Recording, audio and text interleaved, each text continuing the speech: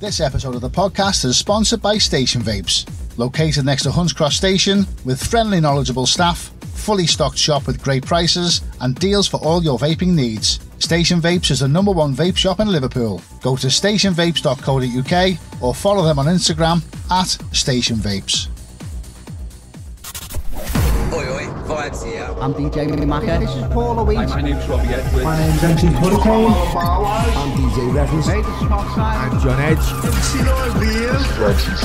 Stevie Wonder. Hi, this is Bob K. I'm Les Calvert. I'm DJ City T. Yes, this is a JFMC. You're listening to the Couture 303 podcast with J Viper, baby. Welcome back once again to another episode of the Couture 303 podcast with me, J Viper.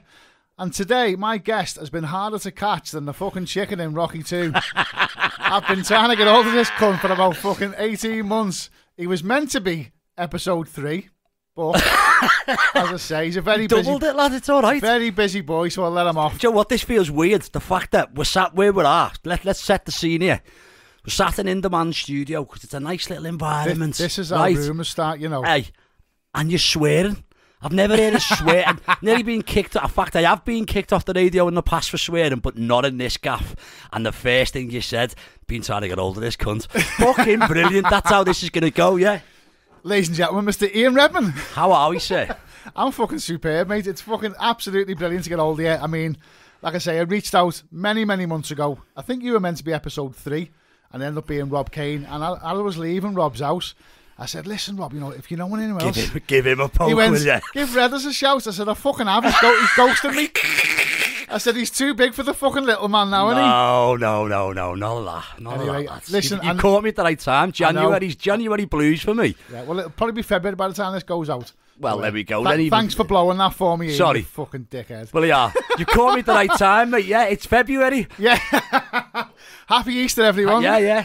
Happy Christmas. I mean, sorry, yeah, Easter. Anyway, I'm assuming you haven't even listened to any of my podcasts, have you? Or have mate, I don't even listen to music anymore, mate. You're fucking horrible, you. I'm sorry. I don't listen to anything. How many links have I sent you and you haven't... Oh. Mate, listen. You know do you know what? And this, I don't want to disrespect you here, but Jerry, you want... Is JFMC on your phone? Yes, he is. Right, so what happened was JF is the serial... The king of spam. The king of spam. So what happens now when I get spam, anything, I ignore it because I've been scarred by Jerry for that many years. This is his fault. Well, it's his fault, so blame him. Fuck it, I'll text him after. Anyway, as I do with all my guests, I'll go right back to the start. So, Ian, where and when were you born, mate? I was born in 1982 in Forsackley Hospital. There you go. Yeah, little whippersnapper, lived in Crosby all my life. Yeah. Bit of a school dropout I was. I'm going to say a school bum, but it's probably not the right word. Yeah. But yeah, a bit of a school dropout. You can't say bum. I don't think you can say bum, but you started the word. You started the podcast off with, I've been looking for this cunt for ages. So well, bum's you are not a cunt. I know. It's undeniable. So what was your school life like? I mean, go back a little bit. Really early. Do you want me to tell you my proper life story? Go on. Right, age of 4, I got a disease called Guillain-Barré. Okay. Paralysed from the neck down. Wow. Told to never walk again. I was the miracle kid, like. Yeah? Yeah. Hang on, let me just get that little ladder for you to go over yourself. So told to never walk again. They thought it was polio. Didn't know what it was. When I had it, there was 10 recorded in the world who'd had it, and none of them had, like, some had died, none of them had walked, and then there was me. Fucking hell. I mean, when we get into this story, Rob Kane's sister, I went to school with her all my life. She used to push me around the schoolyard in my fucking wheelchair. Fuck off. Seriously. Yeah. That's another one, isn't it? So what's your family unit like? Good, you know, I've got 3 older sisters. I'm the baby blue-eyed boy, so I got away with fucking murder in my house. Fucking, I managed, the reason why which I'll take my hat off to and my arm mum, is I used to go in and go, Mum, you can't call listen, her old, mate. She is old. She's not. She is fucking older than me and you put together, so, and that's old. Well, she'd have to be fucking older than you, wouldn't she? Well, obviously, yeah. So I used to blag me mum. I used to go and go, Mum, listen, I need a set of 1210s. It's going to benefit you in the long run, because years down the line, I'll be this big, rich and famous DJ. And my mum would And go, how my many dad ki- would go, how get many- to fuck. And my mum would go on then, stick him on a credit card. And how many kids have said that and not come through? I know, but I managed to listen. I'm the ultimate bullshitter. You should know that now. I've worked in record shops all my life for that reason. Like, So, how old were you when you got your first ex? right, so started off the story as it goes. Mike Lewis, DJ Couture, was 1/3 of Entrance. Yep. Sorry, there was my tea coming back up. 1/3 of Entrance, who was, in his words, bumming my sister. Bear in mind, he was 15 years older than her. Yeah. Gary Glitter come to mind. Yeah. Do you know what I mean? Gary One of them. Glitter rhymes with yeah, up the yeah. yeah, up the shitter, yeah. So basically, she was going out with him, and he come. Well, I went to his house and all these big records, and he was trying to make shitty house music because he'd fallen out with Kevin O'Toole for the Entrance thing, as we all know the story. And he went, here's a set of decks. Give me a set of Did he set you turntables. free? Nah, they didn't. Take it this way. If you listen to any other podcast I've done about my history, my first set of turntables were a set of Pro 150s. Standard. That's like, Right. this is like fucking podcast bingo, Pro by the way. 150s. And the centre pin was bent on the left deck. So I had to put butter, as in straight out the fridge, butter underneath the platter. It works sound my God. until you forget about cleaning it off. And it stinks. It stinks. It was growing moss inside the thing, yo. Music wise, I don't know. I think my mum bought me my first record, and it was Moby Go. Yeah. And then my cousin was into Fantasia, Seduction, proper early rave. Yeah. And he got me into tapes, and it was like fucking listening to like Where did you used to get your tapes from? well, I used to sag school, didn't I? Go to Groover, Groover. Unity, and 3-beat. 3-beat. I was that knob in 3-beat who didn't. As we'll get into it a bit later, the 3-beat model with people, and I know this because I ended up fucking pretty much running the shop at one point, was unless you've got money in your pocket, fucking ignore them. Yeah. So I used to go in the shop, hey lad, any hardcore? Fucking over there, dickhead. Can I have a stylist? No, you can't. How am I meant to fucking listen to it then, mate? You have to wait. If you put it on the system, fuck off, no. We were like the outcasts, me and Rob Kane. Not just you. We had this conversation last week. I actually had the conversation today with a mate of mine. Shout out to Steve Willow in work. And he was saying the same thing. When he was younger, there was a mystique about 3-beat where, you know, if you weren't fucking Lee Butler or Pez Tellers, you felt like a right twat going in there. But and you got looked down your nose at. And I actually had the conversation, I think it was with Robbie Edwards on the podcast I did with him. And he said it actually came up in conversation in the shop. Yeah. You know, there's a bit of snobbery here in the shop, you know, and it needs Do you know what? We'll go proper into it in a bit, but when I ended up working there, I got poached from another shop downstairs, and I got poached because I was starting to ruffle feathers. So me being a cheeky cunt, I'd get on the phone to Ministry or Positiva, and I'd go, give us 20 of these records.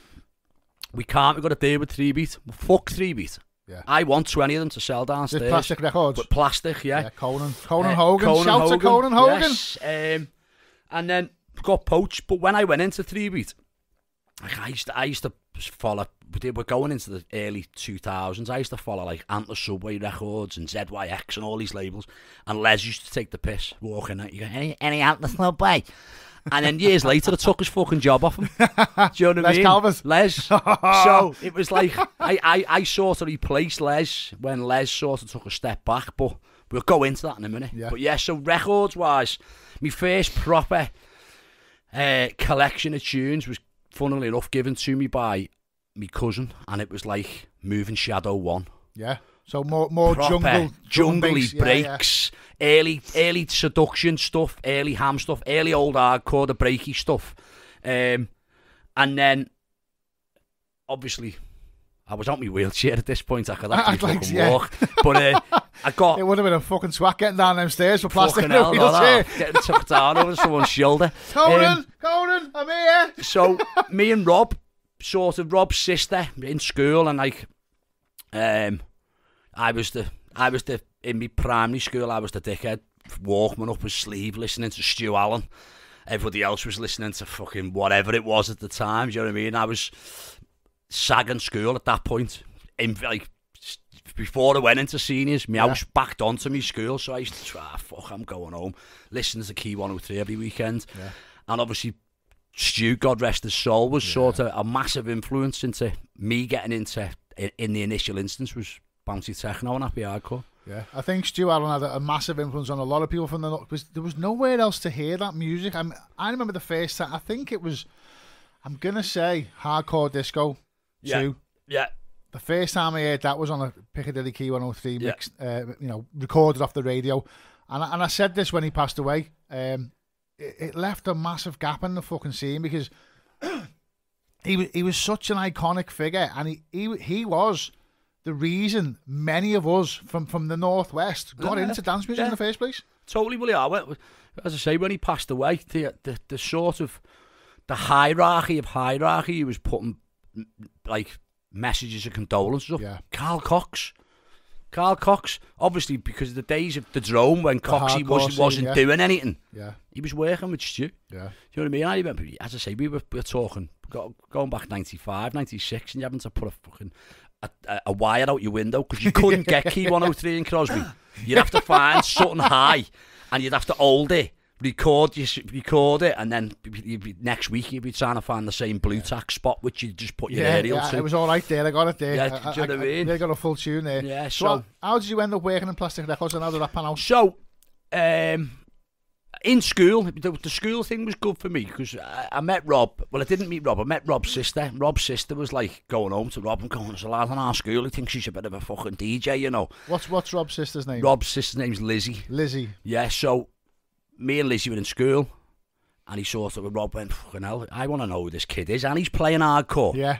So why haven't I met him before? Rolling the sleeves up. One of them, yeah. So like, when Rob come to mine, and it was like, I had the box room in my house, it was all padded with fucking acoustic. No, I went the whole log, acoustic tiles. The fucking credit card's been back out again, Mum. My mum's, yeah. I had a set of fucking 4,000 watt ohm speakers hanging off my ceiling. The room was black. No ohms, proper gear, lads. They were fucking rattling kitchen plates, the lot. Oh my goodness. So Rob come into my house and seen these set of buttered up Pro 150s and was like, "You're making me a sandwich, you're a fucking mixer here." I haven't got decks in my house. What do you mean you haven't got decks, lad? He went, "I've got one deck and a tape player, and all I do is mix over the top of Key 103 mixes." And fucking scratch. And scratch. And I was like, what the fuck are you on about here, lad? There's 2 decks there. Didn't know what he was doing with them, but he could scratch, and fuck me, he can scratch, and he still can. So we went through a phase of Rob being in my house all the time. Early secondary school, he had a pager. That's how posh we was, pages.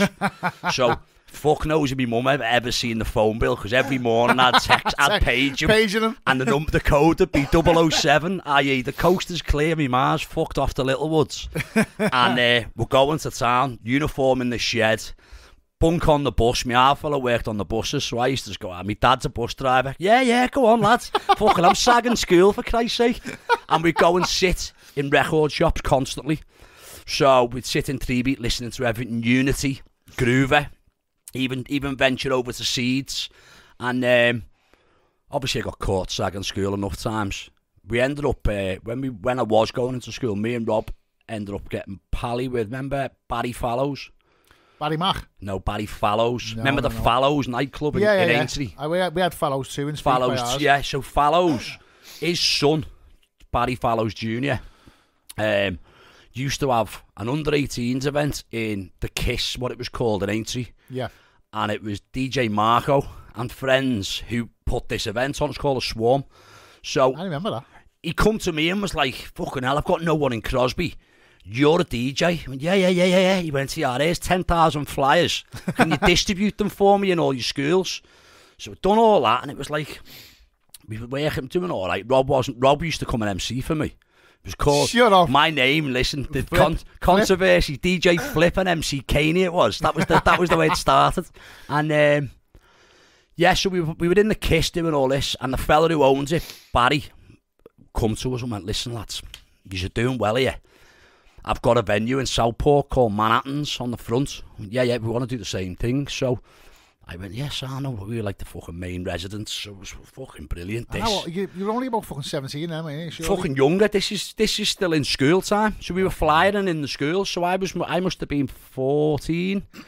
And what we were like the Pied Pipers of Crosby. Yeah. So I'd have my record box on one side. We'd have the same fucking colour fucking Lacoste trackies and fucking Rockport boots like on. a little boy band. And we'd basically take fucking 800, 1,000 fucking people from Crosby, and we were like the Pied Piper, all on the train with us at the same time. We'd go to Manhattan's, where we'd have it right off. And at that point, like, we were listening to, I was in the main room, and then they opened up the back room, and it was like, the main guests were like Hixie, Seduction, Dougal, Darren Styles, big hitters. And then they opened this side room, and it was like Lee Butler. Just like, fucking, that's a bit weird, this. So I ended up getting a set in both rooms. And then Rob went, I want to play hardcore. So we went in there. And obviously that was the main progression in me. Yeah. The next minute it was like, fucking hell, I want to do this for a living. Yeah. Ended up, remember Ian Fisher-Jones? Special effects sound.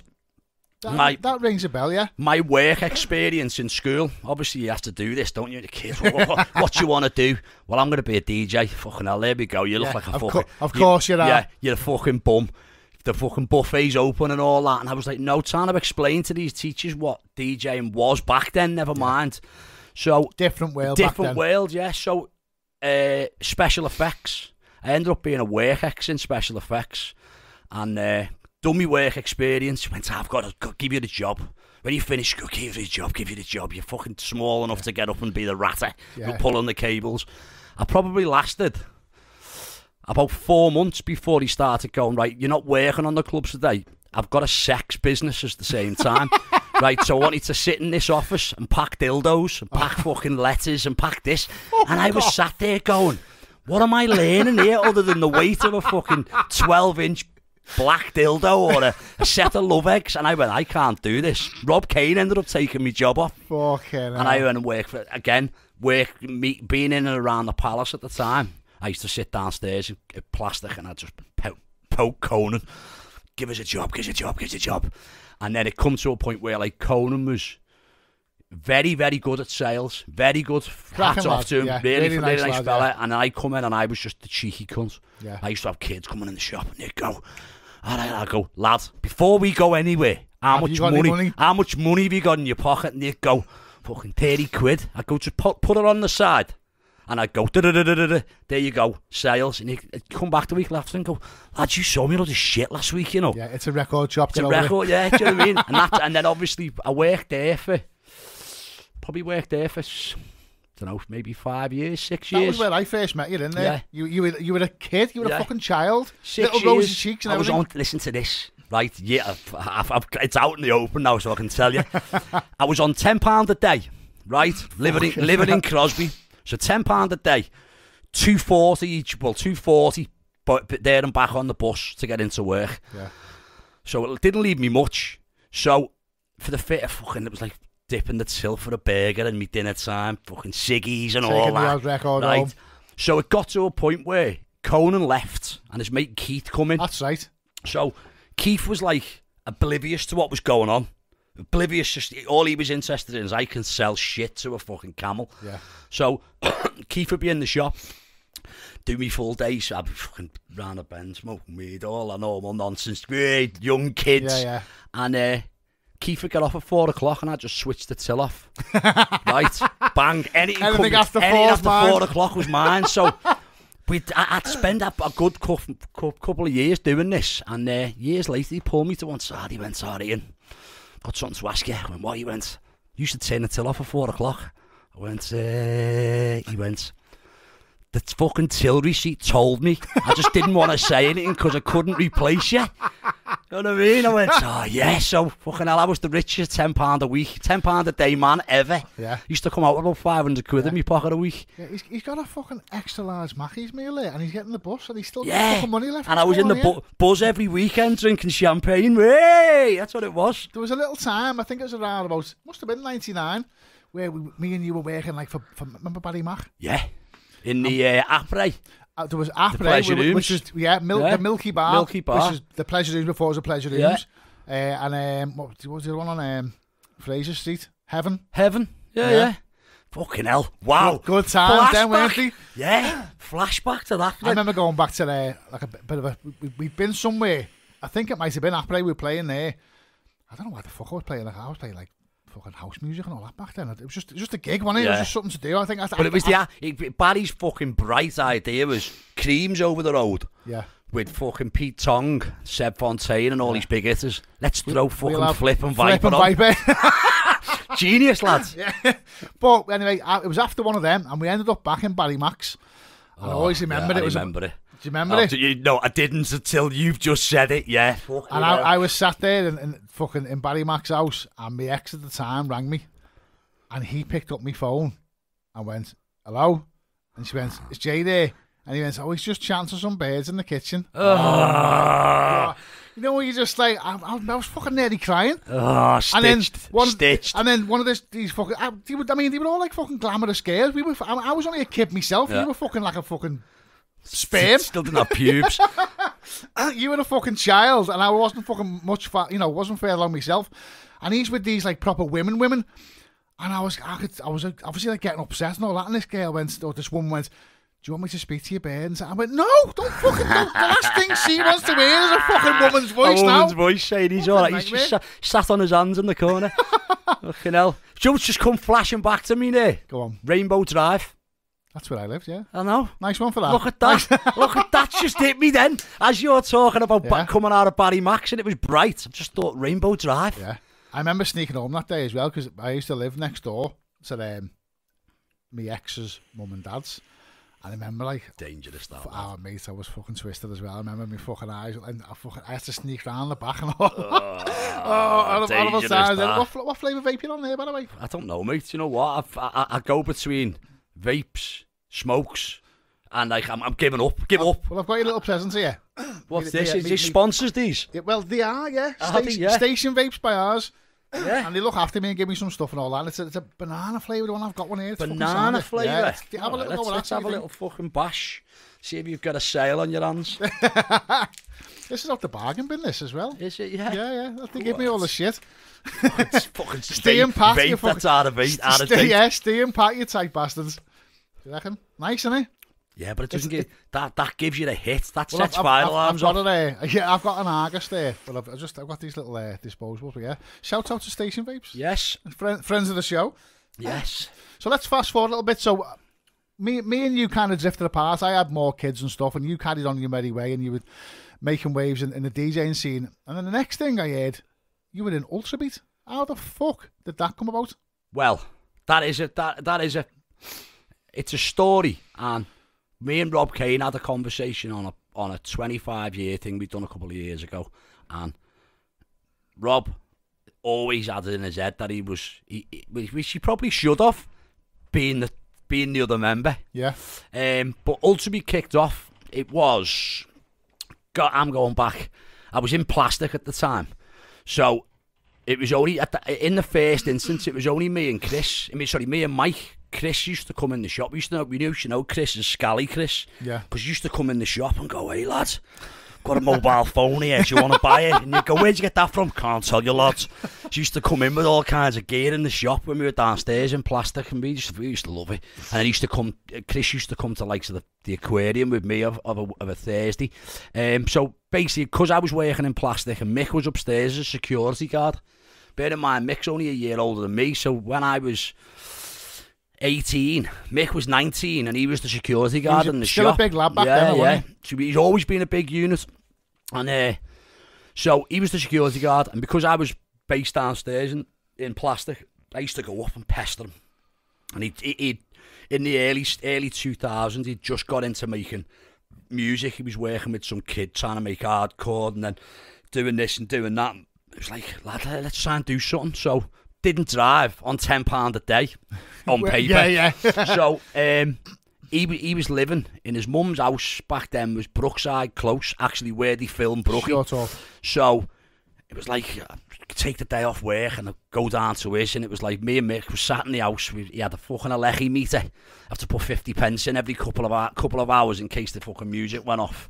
And to me, making music was like, I haven't got a fucking clue what's going on. Back then, we were using a piece of software called ModPlug, and it was like the Matrix, just numbers dropping down the page. Like Octamed? Yeah, and I was going, well, what the fuck? And I was going, so if I put a 0 there and a 1 there, that's a kick and a bass. Yeah, I haven't got a fucking clue what you're doing.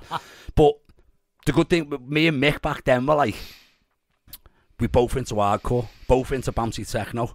So we had a bit of a passion, a bit of love. So he did well in the hardcore scene as well, didn't yeah, he? very well. So the first record we done was Boomcore, yeah, and Sonic Burning, was it, yeah, Ultrasonic, and the sample was Listen to the Beat Go Boom. Hence why we come up with UltraBeat. Yeah, There you go. Okay. That's the story.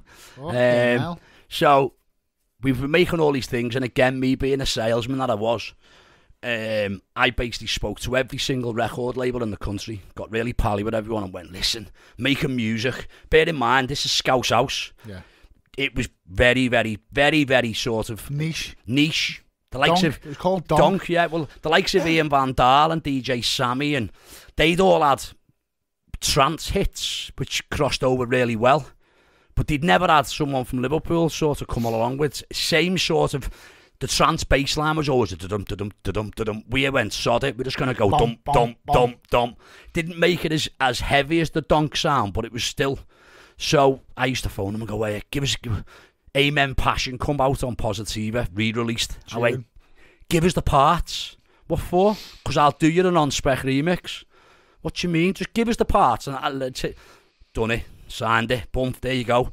Here's 1,500 quid for a non-spec. And I was like, that way, mix 7,500 each, lad. And me tenner. Yeah. And I used Keith's phone to do it. But talk about pissing through his letterbox and asking how far it went. Fucking hell. So we before we released Boomcore, which is on BCD1. Yeah, first one, yeah. Yeah, before we released that, we'd done 35 official remixes under UltraBeat's name. Really? Yeah. Beat proper cheeky. And the reason then, obviously, Chris used to drive me. Chris probably didn't even have a license at the time, but he used to drive me to the studio. Probably had one, it probably just wasn't his. Yeah, probably wasn't his, yeah. He used to drive me to the studio and that, and then we all ended up becoming really good, a good unit, like. And then we were sat in the studio one day, Mick went, I need to go and buy a microphone because I'm recording the Zine, which was his first single as himself, Resonance Q. So we bounced down to Curly's, 300 quid on the desk, boom, bought this microphone. And we sat in the studio when we were in that Slater Street studio, it was tiny, weird shape fucking thing. That's the one above 3Bs? Yeah, it was in the corner though, so it was only like a broom cupboard. I was there. And it was a weird shape, and I fucking remember it well. I used to look out and all you could smell was fish and chips because the fucking chippy below. And he went, lad, I need to test this mic. So the next minute, what can we test it with? Who the fuck's going to sing here? None of us can fucking sing. Mick went, I'll have a go.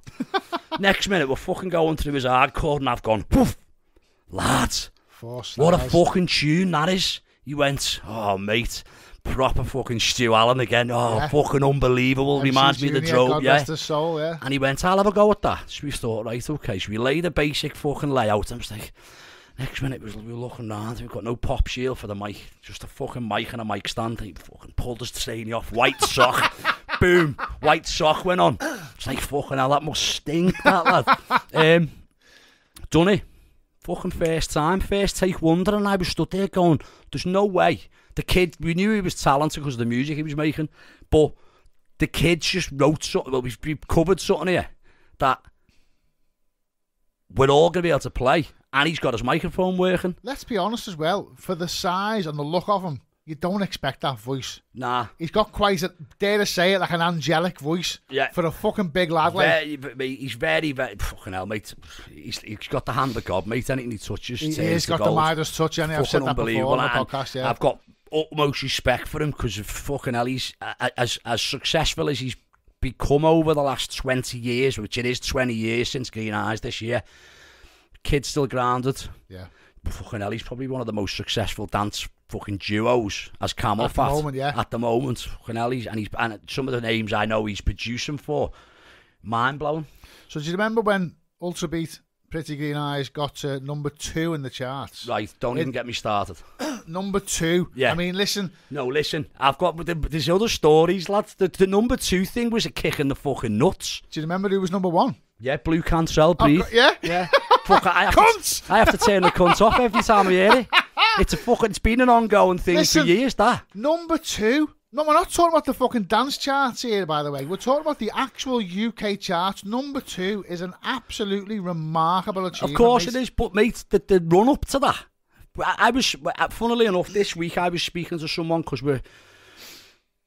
2 years ago the tune went platinum, which is 1,200,000 sales and streams, and we were discussing how it had the same conversation about how it come about and what was going on, and at that time when we finished the record, Les Calvert said to us, lads, we were playing it in the aquarium. I used to go and get acetate cut. Cost me 70 quid. I was in 3-beat. Dub plates. Yeah, a dub plate, little fucking 10-inch, and I'd be playing it. And if you only get 50 plays you before wear out, don't the they, first couple of kicks go. So I was playing it in the aquarium, and then fucking Lee Butler come in. As I say, I was in 3-beat at the time. Lee Butler come in and went, oh, lad, what's this record you're playing? Got in one. And day one of Lee playing it, bear in mind, unless you were a hardcore head, you didn't know the fucking record. To other people, it was a brand new record, original track, yeah. So Lee come in the day after he played it first in the 051, and he went, fucking hell, lad. That went off. He went, I've never seen a reaction of a first time play. And we were all like, whatever. Week later, you were coming in the shop and going, hey, lad, have you got that Pretty Green Eyes, lad? Asking and you I'd for go, nah, lad, we haven't got it, you know. Be like, what the fuck's going on here? Yeah. You know what I mean? Gonna put a pre-order in for it.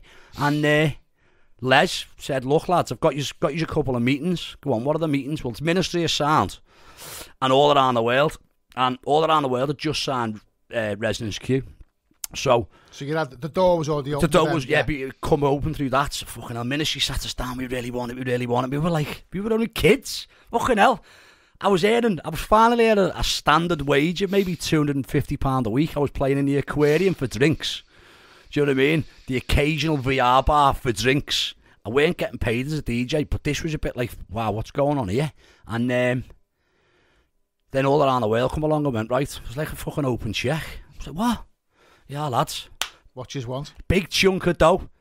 And at that point, it was like, something's a bit weird here. Yeah. You know what I mean? I went home to living in my Mars, and my half fella, get yourself a fucking proper job all my life. What the fuck do you think you're doing? Playing fucking music? Go fucking drive a bus 15 hours a day. You're taking the fucking piss.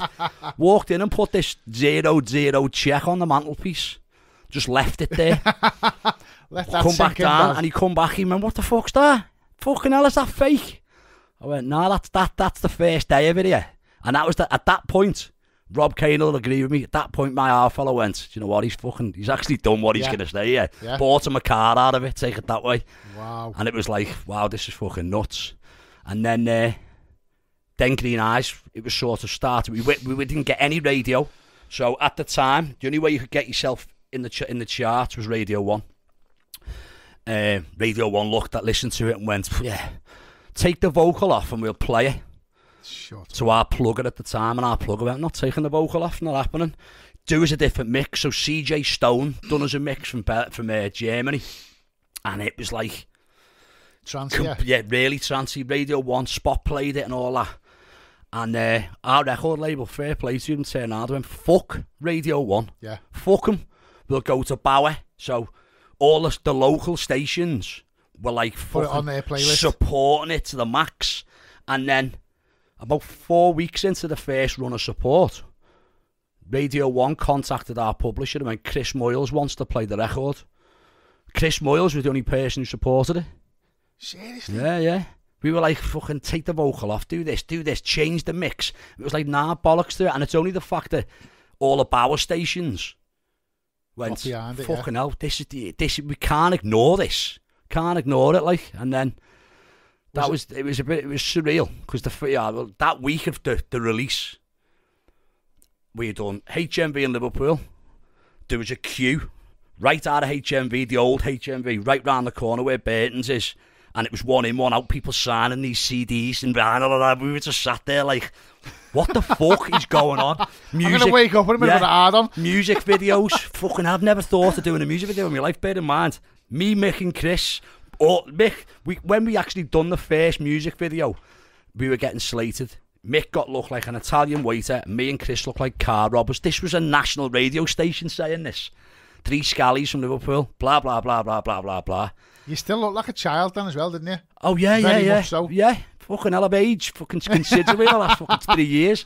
But yeah, so then the next minute we're doing HMV signings, music videos.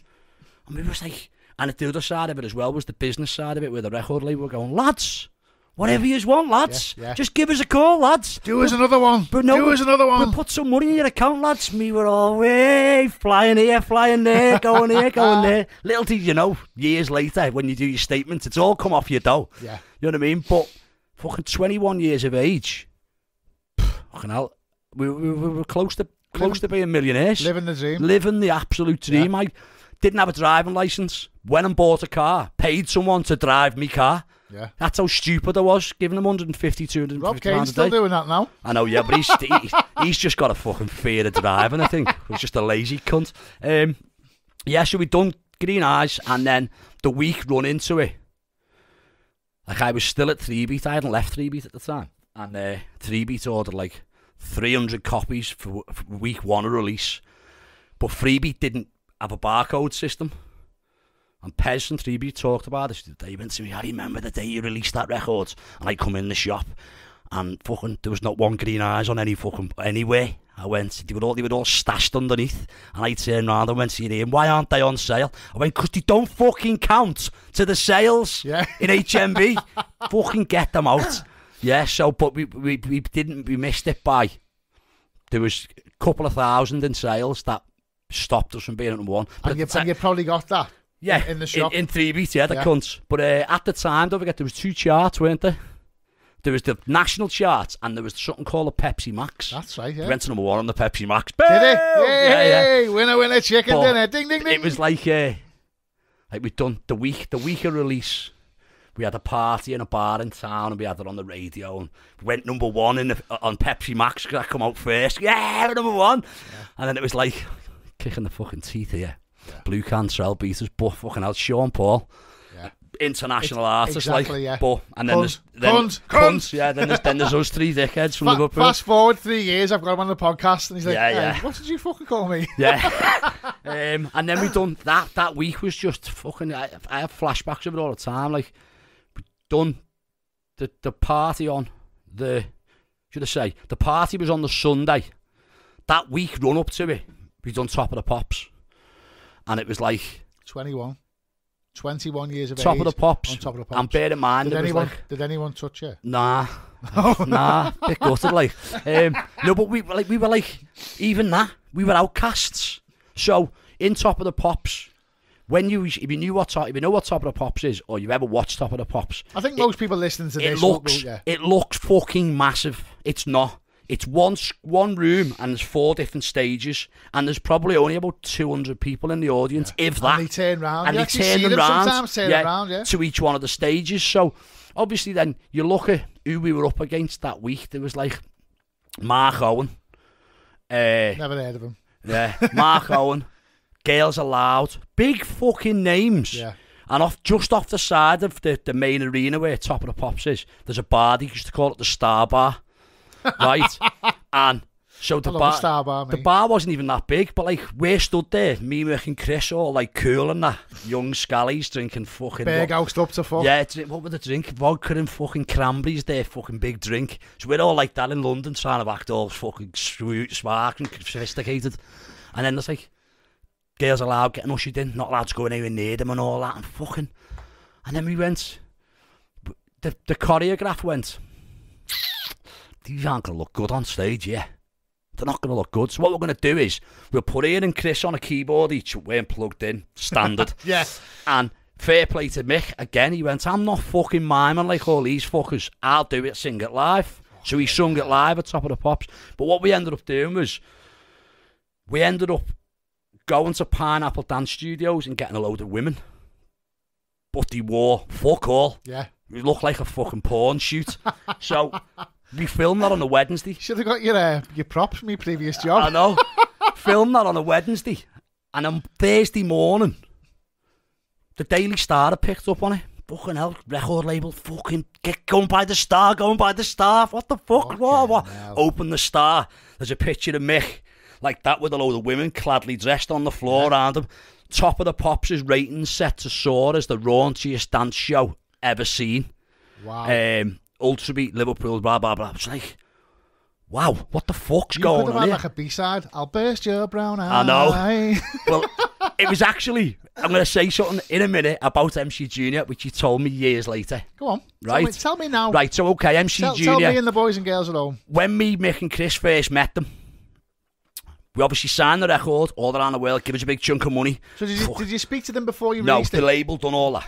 We didn't listen. Darren Styles was my idol. Do you know what I mean? Mick's idol. Fucking hell, we're meeting Darren Styles. Yeah. We met him outside Modo. It's in the middle of the summer. Junior, fucking hell, big black fella, fucking, he looked like that fucking fella off, what's the fucking, the Green Mile. Yeah. Like John that. Coffey. Yeah, John Coffey. Like the drink, but spelled Yeah. different. Fucking sat us down at X-Men, fuck me. We were talking and all that, and they were all, obviously, they'd just been given a big chunk of dough. The label went to, yeah, lads, Yeah. here's That's yours. 150 grand each. That we're using your record, and they were going, fucking hell. Yeah. Fucking sad. We didn't make that up when we released it ourselves. Do you know what I mean? They were fucking hell. And Junior wrote it while he was in Jug. He was Fuck in Nick. off. He had a bit of a fucking trouble life, God rest his soul.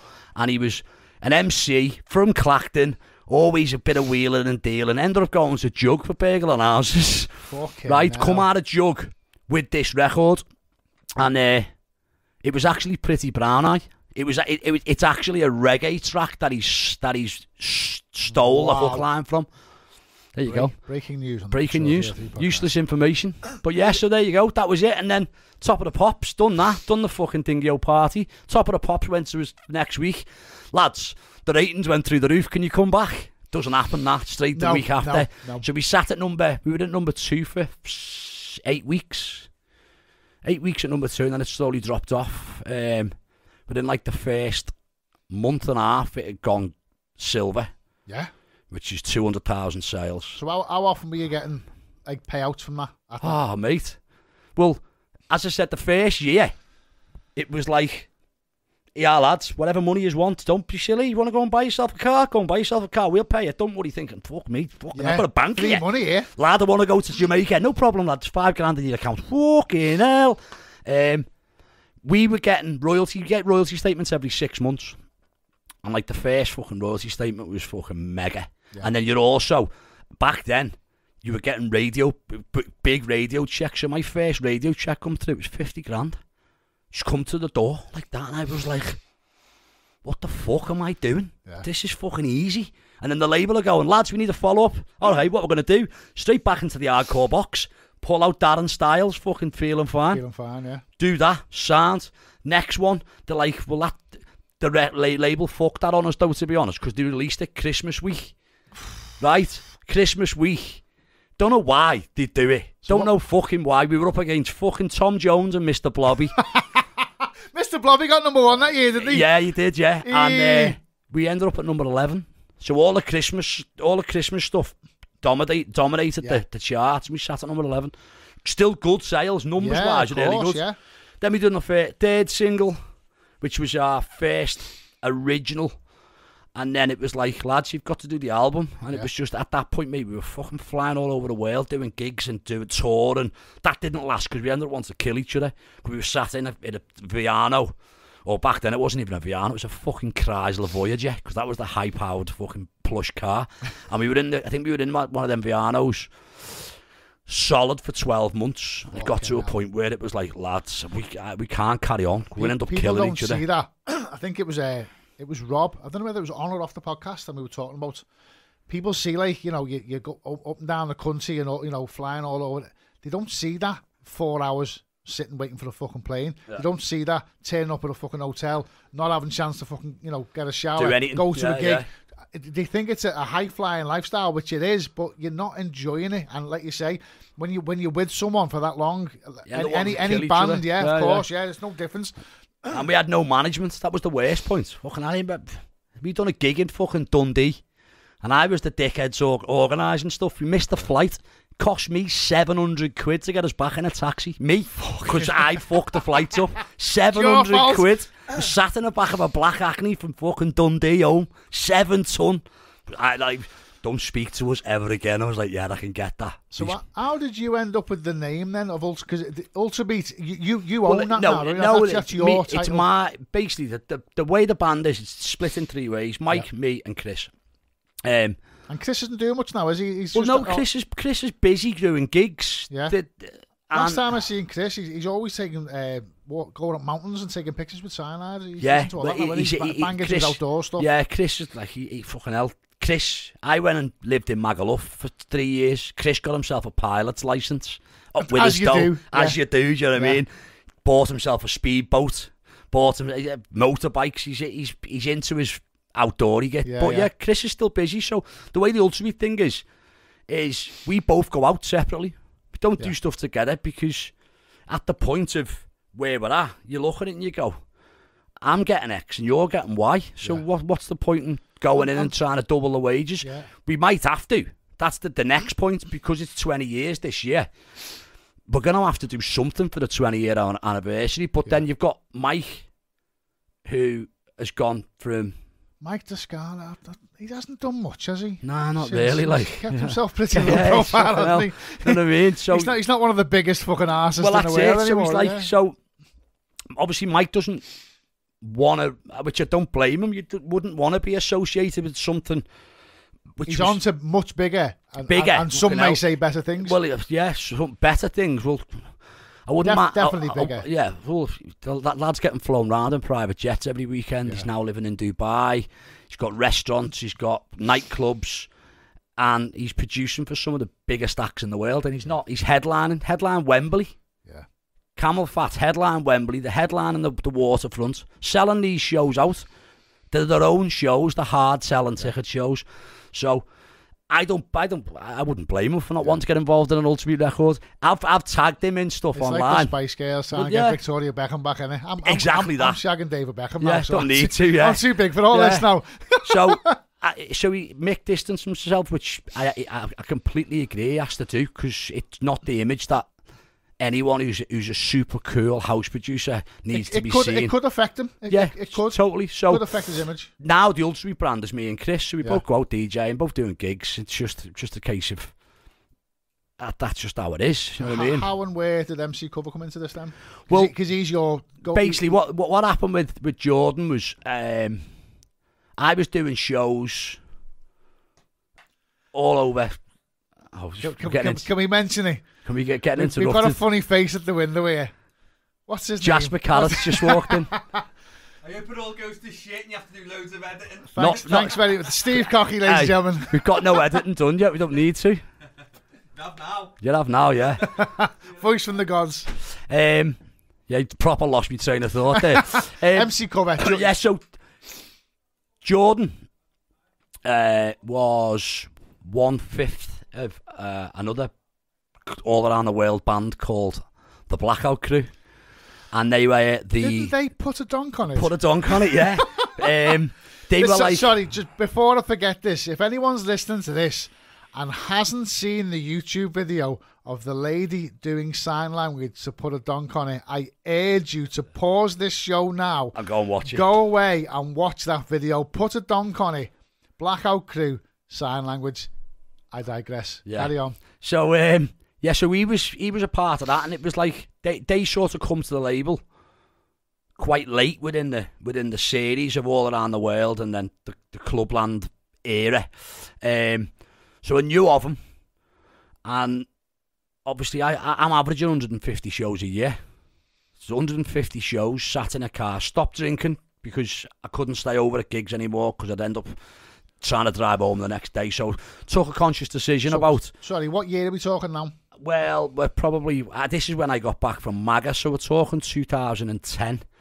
2009, 2010. So I was gigging heavily. Used to take another MC called Finchy with me, and got to a point where it was like he couldn't turn up one week, and I only took an MC because at the time I used to fucking hate talking on a microphone, and I thought, well, everybody else is just turning up and playing the same 15 Clubland records. Yeah.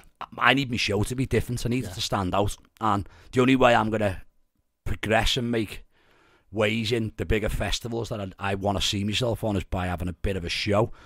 So ended up talking with Cove 2014, 2015. I went, "Do you fancy coming and doing some gigs?" He's been with me ever since. Yeah, I was pronounced Cove. Cove. There you go. I thought it was MC Cover. Cover. I do apologise. Cove, yeah. Cove. He's from Burnley. Oh, he's from Burnley. Bolton. I do believe Bolton Wanderers. The Blackout Crew had a Viper as well, didn't he? Yeah, Viper. Yeah, he's still about. They still go out to do Blackout Crew stuff, but yeah. So me and Cove are basically teamed up, and it's just the whole thing with the UltraBeat and Ian Redman and Cove thing is I also completely grasp the industry and understand that. Yeah. There's only so many times you can go and do the same venue over and over and over again without being slightly not playing Clubland music, not playing this, not playing that, and so obviously you've kind of evolved as well, haven't you? We were having a conversation before off the camera. You know, you're playing harder stuff now. You're not playing the stuff you were playing back then, and it's not even you're playing newer stuff, but it's a different genre as well. And you're taking it harder. What happens? You doing the Clubland gigs when I was doing them. You go in, you're playing the same lineup with the same amount of DJs, and you're expected to play a Clubland album, and that bore me.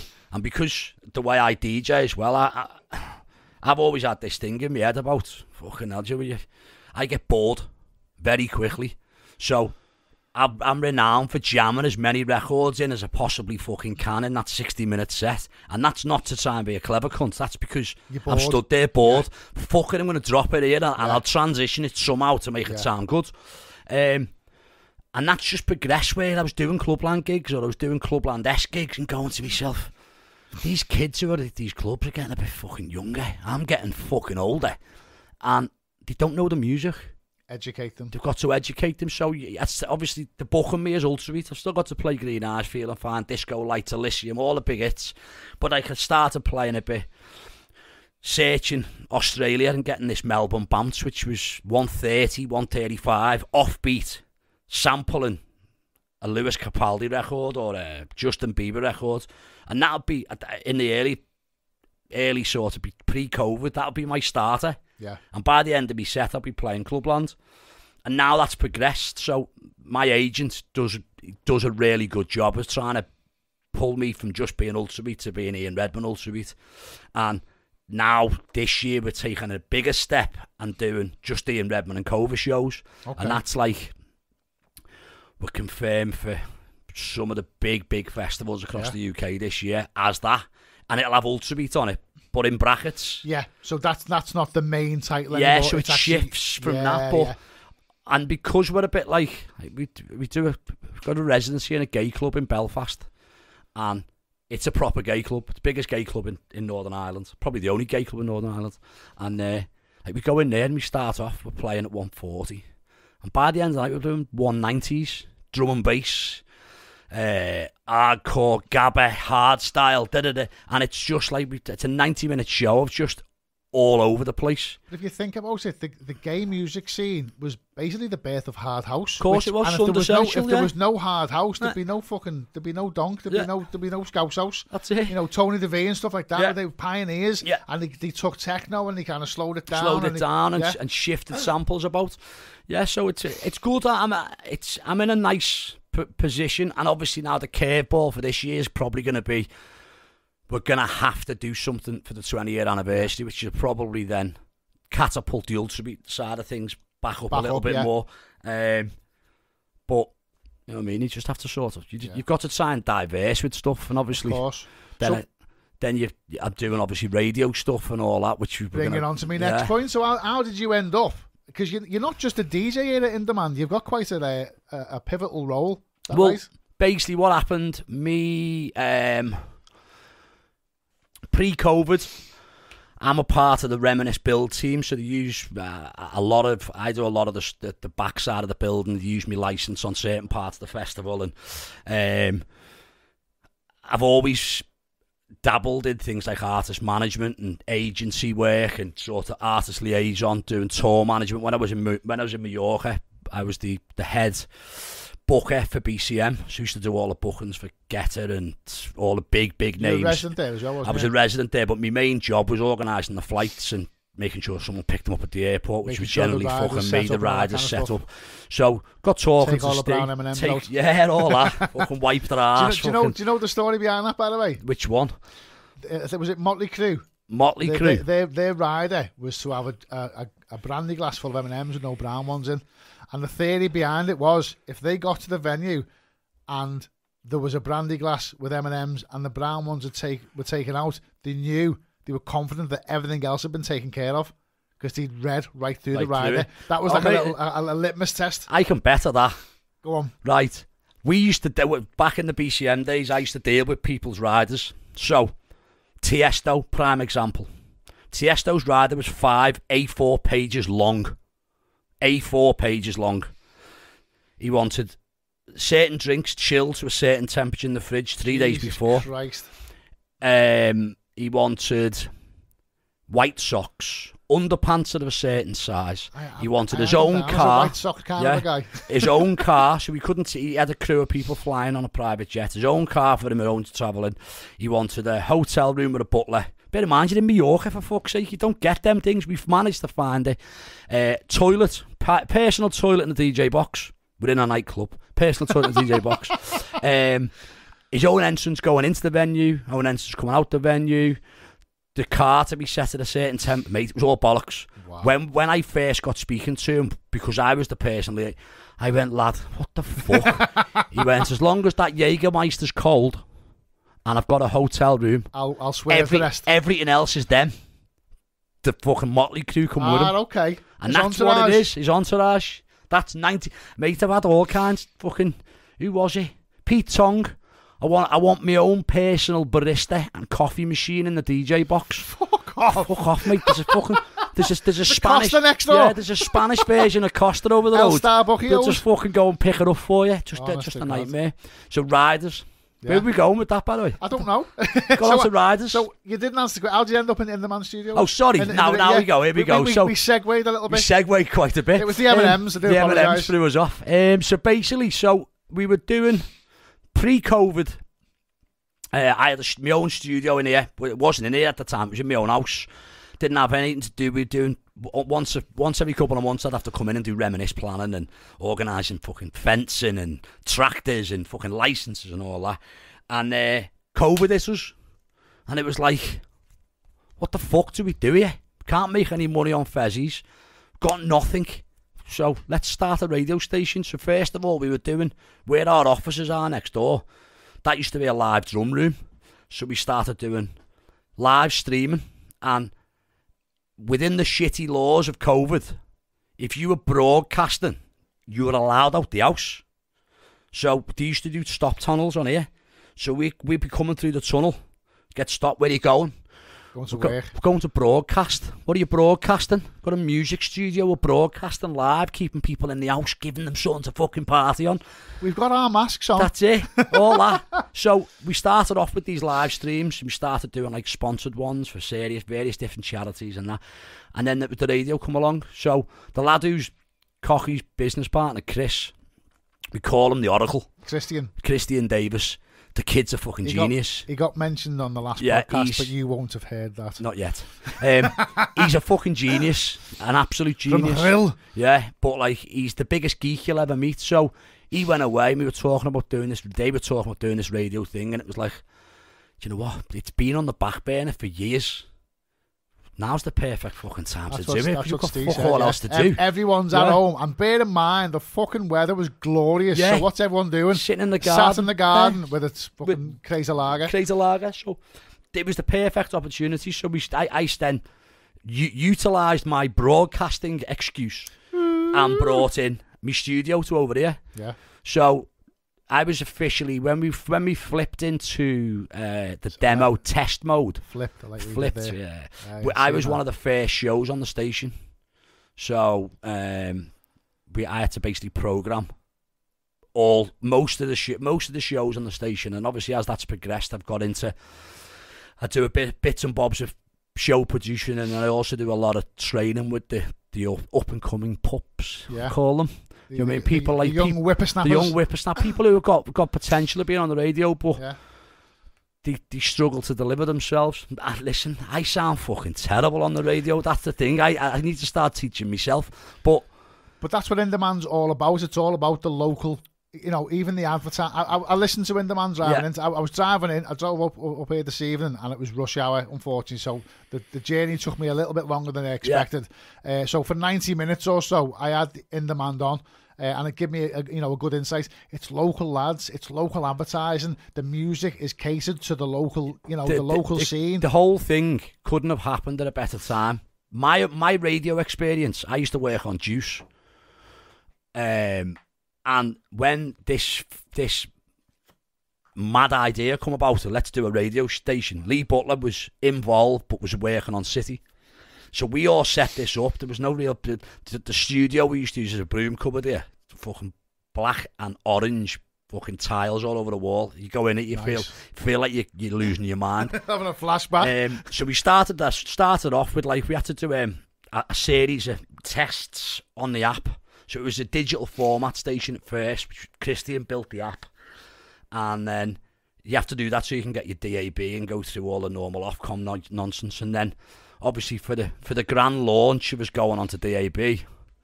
Lee walked out of Radio City and went, fuck yous all. I'm going to work on a proper station, which is a fucking big risk for someone who's of a stature of Lee Butler's name. And fair play, mate. It showed the confidence, hasn't it? And the thing is, look at it. We, as a digital station goes, we've got a great team, really good team of people. It's a proper family. It's a family, proper family. And the good thing is, because it was never, if you go to over the water where the tower is, and you try and buy advertising, it's nationally priced.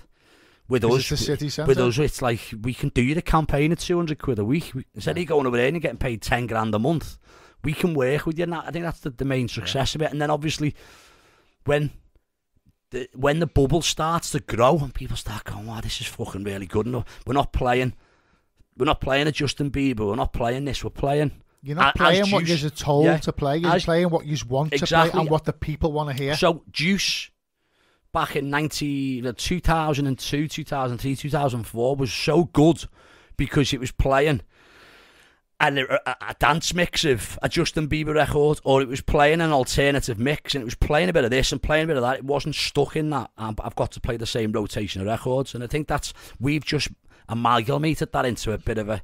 Now we can go wherever the fuck we want. What radio station in the world is going to allow someone to play 190 BPM Gabba core?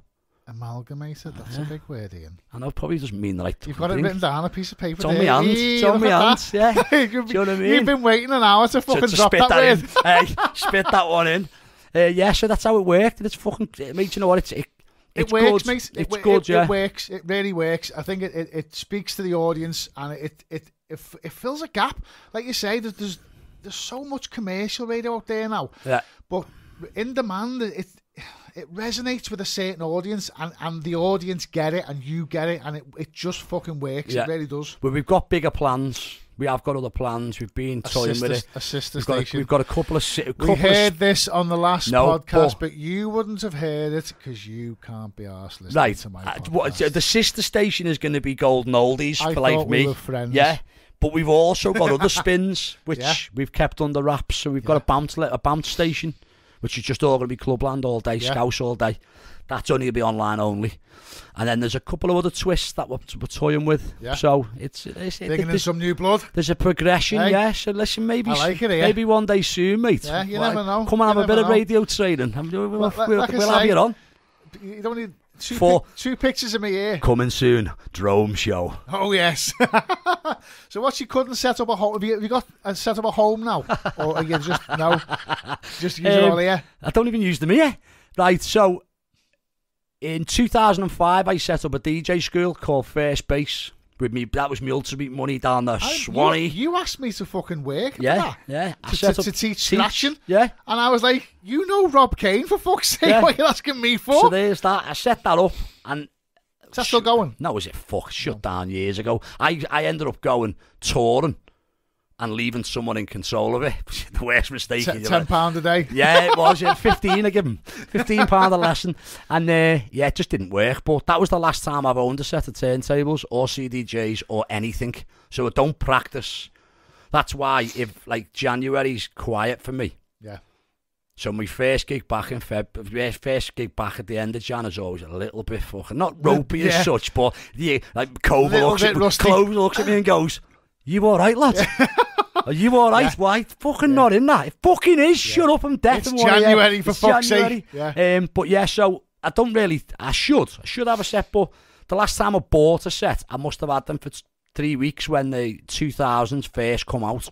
Bought them, set them up in my house, sorted all out how everything works, and then went, they're just gonna gather dust. Yeah. So fucking flogged them, get rid of them, because they're not going to get used.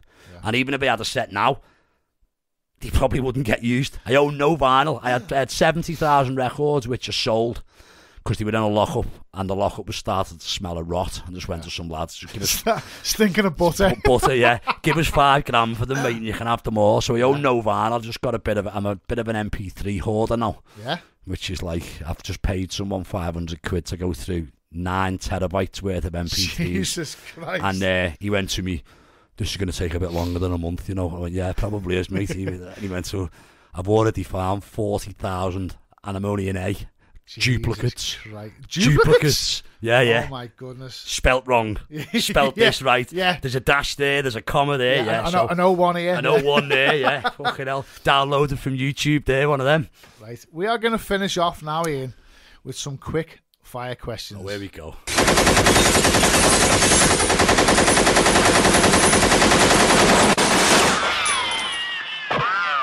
Ian Redman, I will take your first answer and your first answer only. Cornetto or 99? Cornetto. If you're sitting down for Netflix, a movie or a series? Series. What are you watching at the moment? I've just finished the Arnie Schwarzenegger thing on Amazon. What's it called? Prime, not Paramount. Not seen it. The kid, Tulsa King. That's Stallone. What? Stallone, you know what I mean? Same fucking people. What scares you? Fucking hell. The Accountant. RoboCop or Terminator? I was neither into either, but RoboCop's probably the best. Do you remember where you were at the turn of the millennium? Yeah, in Australia. No, you weren't. Where was I? You're in my house. The turn of the millennium? Yeah. Why was I? You were in my house with some lad. I even remember what got fucking... Because I had it on video. You were in our house. Doing what? Fuck all. We were meant to get... Are you sure? I swear to God. We were meant to get the decks down, and my ex was like, oh, we're not fucking doing all that, having sets and all that. So we just fucking did whatever we did. Yeah. Well, and I can remember what got played on the fucking cusp of the millennium. It was fucking JPS Lower. Your mate was outside in the car going, happy 2000, everyone. Wow.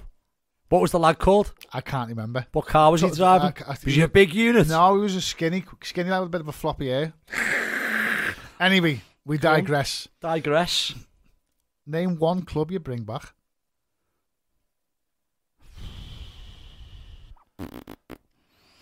Probably because I never got managed to step in foot of it.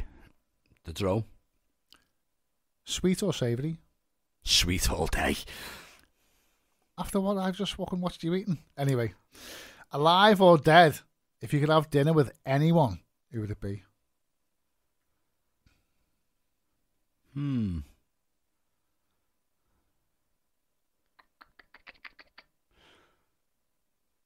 I'd say someone really cool here, but I don't know, Tony DeVitt. Yes, Tony DeVee, legend. What's worse, a cold shower or a warm public toilet seat? I've never been on a warm public toilet seat, Oh, mate. you fucking I top. hover everywhere I go. First purchase if you won the Euro Millions. Fucking private jet, somewhere far away. DJing or production? That's a blank question. It's not. It is. What do you prefer, What do I DJing or prefer? production? Well, DJing. Who would you most like to spend time in a studio with? And we'll try and get him on for you. The most time in the studio with. Who would you most like to spend time in the studio with? Who you haven't already? Who I haven't already. Yeah. Or someone you have. I'd like to do it again. Mike Descala. Never heard of him. Rocky 3 or Rocky 4? What one was the difference? What? What one was the difference? They're all the same fucking storyline. Which one's got the if he dies, he dies? Rocky 4, Ivan Drago. There we go. Who would play you in a movie? Don't say Bruce Willis. I've been called worse. Bruce Willis. I have actually been called Bruce Willis in fucking New York. And, Yeah? and that other cunt, that Jason Statham. Fuck off. I have, like, Go on, your answer. Uncle fucking Fester.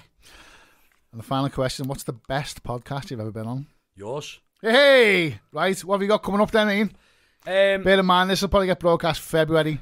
Well, I have just started another show on InDemand Radio on a Sunday night, full of old school, ranging from big breaks, hardcore, bits of jungle, anything that goes. 8 till 10 Sunday night, 8 till InDemand 10 Radio. Sunday night, and obviously if you're into your heavier stuff, 2 till 4 on a Saturday night.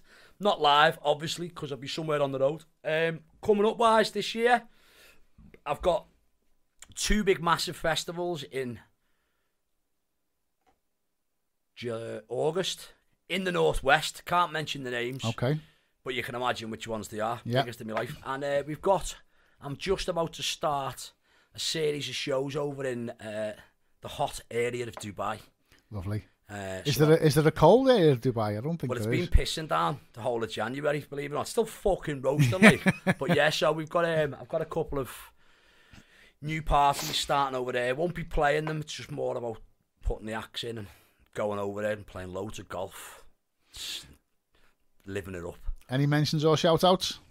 Me mum. Thanks, mum. Thanks to Ian's mum. Thanks everyone for tuning in. Don't forget you can follow me on Instagram at Couture_303. Soon to be on InDemand. Hopefully, fingers crossed. Or at JViperDJ. And that's it. Until next time, take care everyone. Goodbye. See you later. Oi, oi, vibes here. I'm DJ Macca. This is Paul Louise. My name's Robbie Edwards. My name's MC I'm DJ Reference. Hey, this is Mark I'm John Edge. Stevie Wonder. Hi, this is Bob K. I'm Les Calvert. I'm DJ City T. Yes, this is a JFMC. You're listening to the Couture 303 podcast with J Viper, baby.